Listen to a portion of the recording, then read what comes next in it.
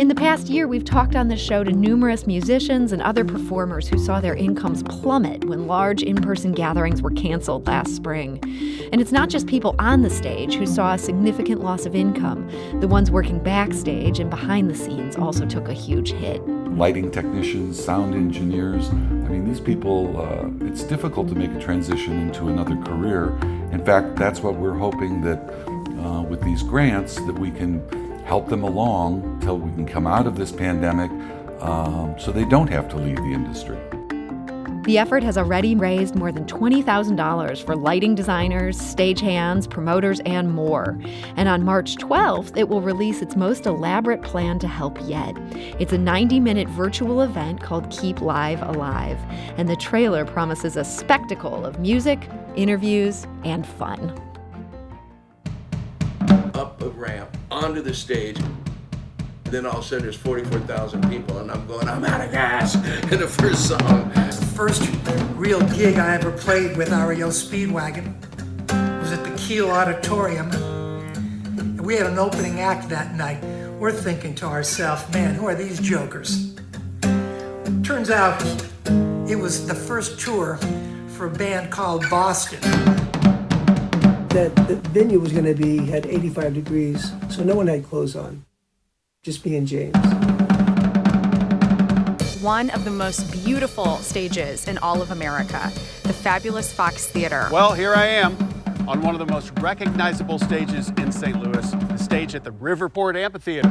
But really, it's the Hollywood Casino Amphitheater. It feels so good to be back on the stage at the Pageant, a world-renowned venue right here in St. Louis. Behind me is the stage of the biggest musical outdoor theater in all of America. This is the Muni at Forest Park.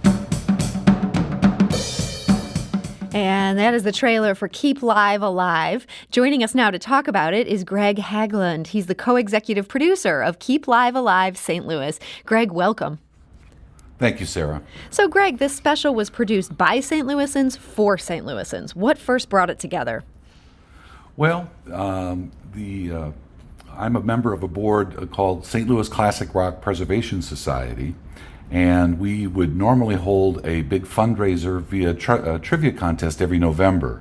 And of course, last November it was canceled, and we began to put together some thoughts on how we could still help St. Louisans. And many of us on the board, a couple of us on the board, myself included, are in the entertainment business, and we came up with the idea of Keep Live Alive St. Louis, which would be benefiting those that have been furloughed and laid off and sidelined during the pandemic that work in the live entertainment space in St. Louis. And the focus is on the behind-the-scenes folks. Why them? Because they're the ones that have been hurt the hardest.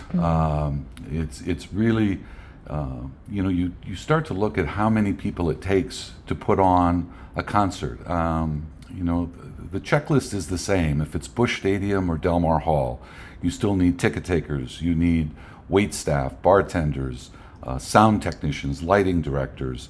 The list is endless in terms of the amount of people. In fact, in the special, there's Pat Hagglund goes over the number of people just to produce a show at the Pageant can be upwards to 90 people on the payroll, both with the band and with the building. That's a lot of people that have been affected by this pandemic.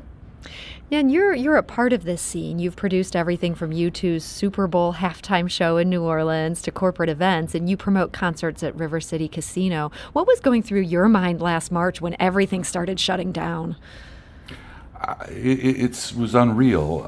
The last show I saw was Dave Mason at River City Casino on March 1st, and when the pandemic initially was starting to creep into the news and into our lives, we all thought it would be a couple of weeks of a delay. 2 weeks turned into 2 months. 2 months is turning into its second year. It was very scary in terms of, again, as promoters, we feel a responsibility to all these people that we hire and contract with and are on our payrolls, to keep them employed and with a robust concert schedule. And that just plain disappeared. And so for these people, the ones that you know, have they gotten jobs in other fields, or are they still on idle? Well, some of them have made some makeshift attempts at some other ways to make money, but the problem with, people in the entertainment business, like a lot of segments of industry, is, your training has been all these years. Myself, I've been in the live concert business for over 40 years. It's not like I can go start to make supersonic jets over at Boeing tomorrow. This is what we do. This is what we've been trained for. Lighting technicians, sound engineers. I mean, these people, it's difficult to make a transition into another career. In fact, that's what we're hoping that with these grants, that we can help them along till we can come out of this pandemic, so they don't have to leave the industry.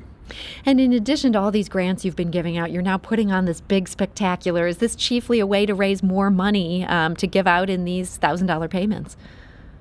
It's a way to raise money, but it was also a way to raise awareness to the live entertainment industry in St. Louis as a whole. This is a very vibrant concert market. It's a very vibrant live event business, from theatricals to music to sports. So it was a way for us to highlight and kind of explain about these people that are behind the scenes, as well as raise awareness of how devastating it has been for them.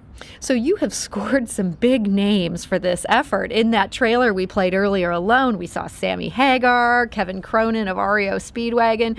How did you get all these people on board? Well, these are people that we've worked with over the years. I was with Contemporary Productions for over 25 years and have worked with Sammy Hagar and Kevin Cronin, and Paula Poundstone is also going to be on the special. The good news with these people is that it took one call to ask them if they would participate, and the answers were a resounding yes. In fact, as we were continuing to edit the special and getting ready for our deadline on the 12th, the phone was still ringing of people that wanted to be able to help and be able to participate.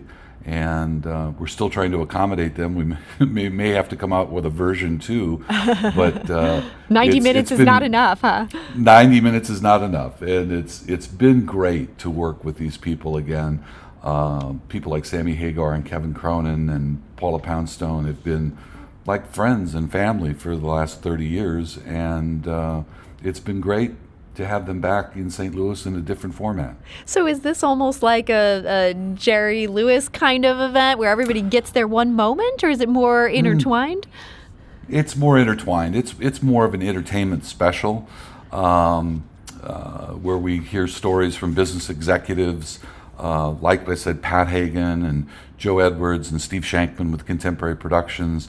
We get to learn a little bit of some behind-the-scenes stories from them, as well as musical performances. We'll be having Kevin Cronin does I'm not going to give away the secret, but he does a version of one of his first songs he ever performed with REO Speedwagon that's fantastic. But we have lots of different musical performances, some comedy, and so it becomes much more of an entertainment special versus a telethon. Well, we want to encourage people to check this out. This is going to drop a week from today, and you can get all the information at keeplivealivestl.org, and it is free to view this. You're just seeking donations, is that right? Yes, and we've had some great help with some corporate sponsors. We had Weber Chevrolet, George Weber stepped up to the plate. Ezra Brooks 99 has stepped up, which has been a great way to help us liquidate the cost of the special, because one of the things we did is we hired out-of-work people to help us with the special, lighting people, stage hands, and it's been, they've helped us start to liquidate the cost of the special so we can gather the donations to make the grants. Well, it sounds like a great event, certainly a worthy cause. And Greg Hagglund of Keep Live Alive St. Louis, thank you so much for joining us today. Thank you, Sarah. I appreciate the time. And again, we encourage you to check out keeplivealivestl.org. We'll also get that linked on our website. That's stlpublicradio.org. Now, before we take a little break here, I do have a quick note. Next week marks 1 full year since Missouri Governor Mike Parson declared a state of emergency amid the COVID-19 pandemic. And so on March 12th, we're planning a special edition of St. Louis on the Air devoted to reflections on the past year. We would love to hear yours. What have you found yourself grieving in recent months? What has brought you joy or strength? What has surprised you the most? Share your reflections by leaving us a brief voicemail. Please include your first name and where you're calling from. Call our dedicated voicemail line at 314-516-6397. Again, that's 314-516-NEWS. And if you'd prefer to write out your thoughts, you can email us. That's talk@stlpublicradio.org.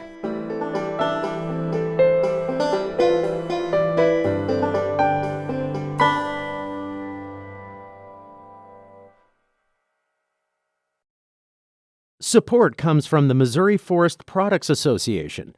Missouri produces wood pallets, railroad ties, white oak barrels, hardwood floors, and more. Details on the variety of products made in the state are at choosewood.com.